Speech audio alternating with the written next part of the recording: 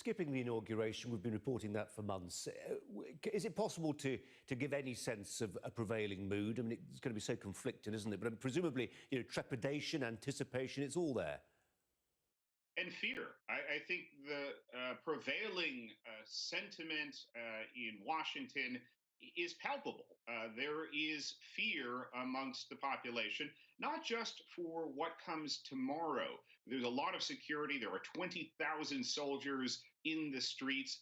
It's what's going to happen in the days following, and not only here in the nation's capital, but across the country, where disaffected Trump supporters may engage in some sort of violence or attacks, whether it's on state capitals, on politicians. It's really quite a combustible environment, and it's just going to take one incident, one issue, and I fear that unfortunately it will derail the aspirations of the Biden administration to try to focus on COVID-19, the economy, climate change. They're going to have to deal with domestic terrorism. I'm tempted to say, is there anything that Joe Biden can say in his inaugural address that will mollify some of those of his sternest critics? I think the answer to that is almost certainly no. But I mean, just in terms of an exercise in oratory, I mean, he's not the world's greatest orator, is he, Joe Biden? Is it much of a test for him?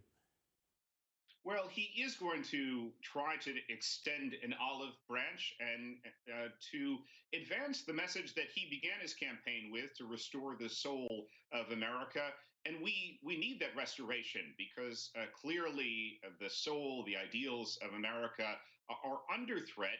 What I would say is the principal challenge he faced is upwards of 70% of Republicans do not believe that he fairly and squarely won the election in November. So there are just, a set of contested facts and fabricated facts that unfortunately are going to serve as a pretty stiff headwind as he tries to bring the country back together. But you mentioned he's not the Barack Obama of oratory. Nonetheless, Joe Biden has an everyman approach to how he speaks.